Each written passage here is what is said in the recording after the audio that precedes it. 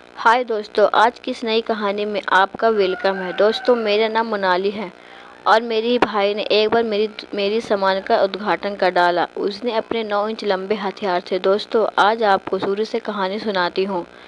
मेरे घर में 4 लोग रहते हैं। मैं, मेरा भाई, मम्मी, पापा। मैं और मेरा भाई हम दोनों एक ही स्कूल में पढ़ने जाते थे।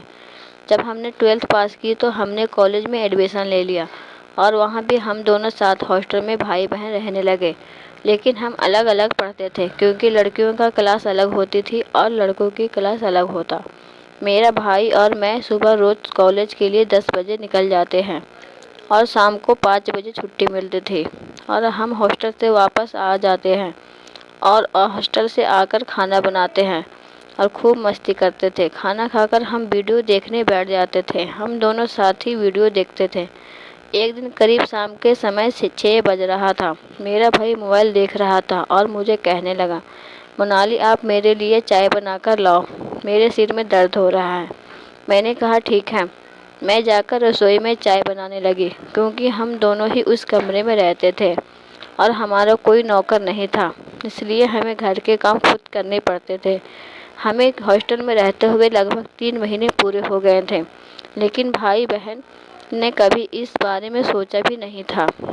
आज और भाई को बहन बड़ी शौक से पढ़ाती थी और मुझे बहुत ही अच्छा लगता था कि किस तरह से हम एक दूसरे के साथ बहुत प्यार करते हैं और किस तरह से मिलते हैं। मुझे भाई के साथ अच्छा लगता था।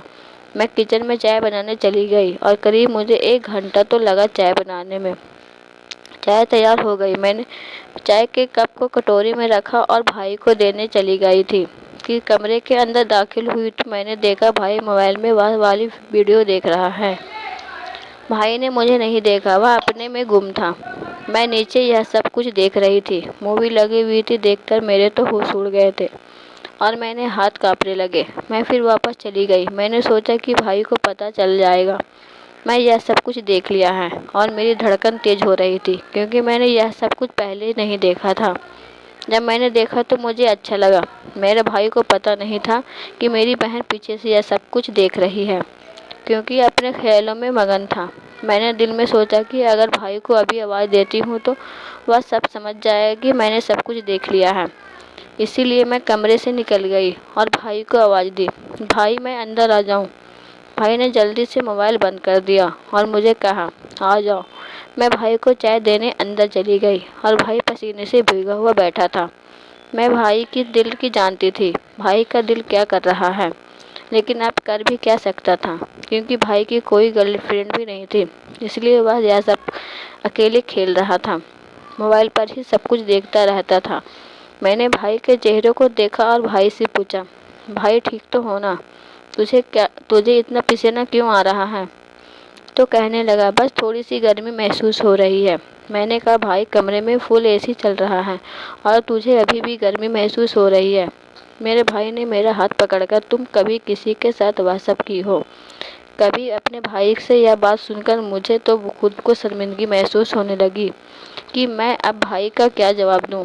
मैंने भाई से अपना हाथ छुड़ाकर बाहर चली गई और अपने कमरे में आई तो मेरी सांसें तेज होने लगी।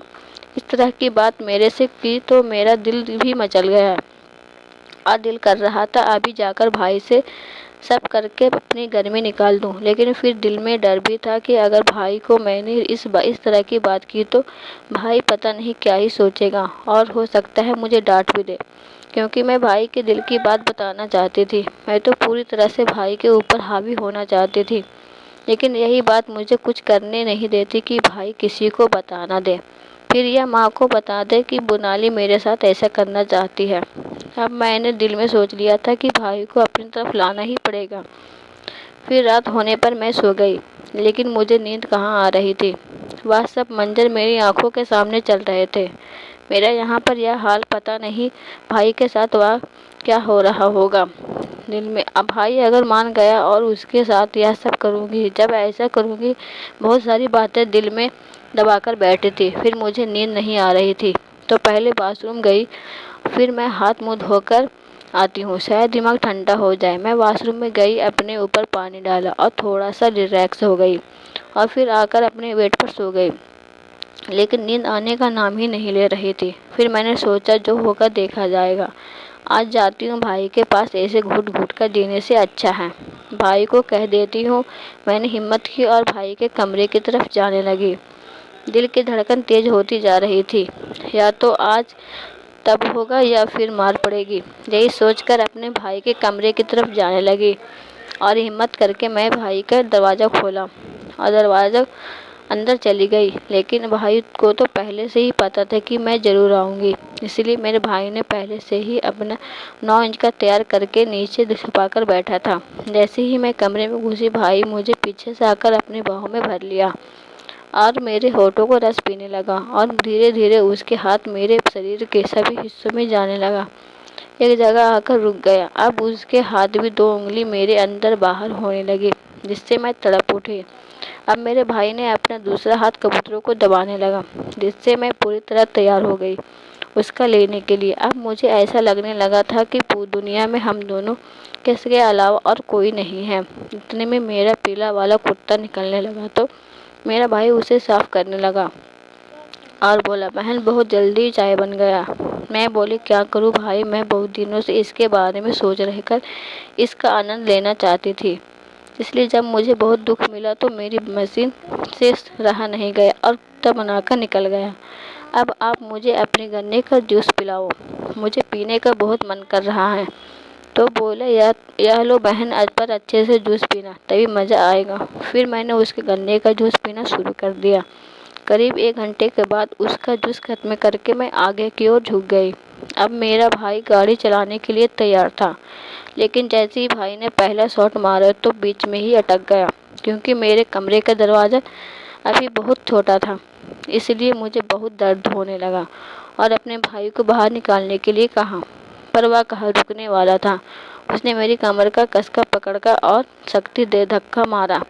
इस बार उत्तर के चित्र में करते हुए अंदर तो चला गया। अब एक बार टीवी से जमीन पर गिरने लगी। मैं जोर जोर से चिल्लाने लगे। मेरे भाई ने तुरंत अपना बाहर निकाल लिया, लेकिन मेरी भूख अब और तेज हो गई।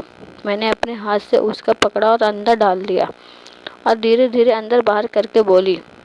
अब धीरे धीरे मुझे दर्द से राहत मिलने लगी और मज़ा आने लगा। फिर भाई ने पूरी रात मुझे बहुत सुख दिया, जिसको पाने की सबकी चाहत होती है। इसलिए बोला जाता है कि एक स्त्री को सिर्फ पैसे से सारा सुख नहीं मिलता, एक प्यार और उसका सुख दुख समझने वाला भी होना चाहिए, तब कहीं ज़िंदगी सफल मानी जाती है। और इस प्रकार मैं और मेरा भाई एक दूसरे का दुख और दर्द बांटे रहते हैं और खुशी खुशी रहने लगे और हम अपनी पढ़ाई करने लगे। दोस्तों, अगर आपको यह कहानी अच्छी लगी तो इस चैनल को सब्सक्राइब ज़रूर करें। इसलिए मिलते हैं एक ऐसी कहानी के साथ। मैं तब तक के लिए धन्यवाद।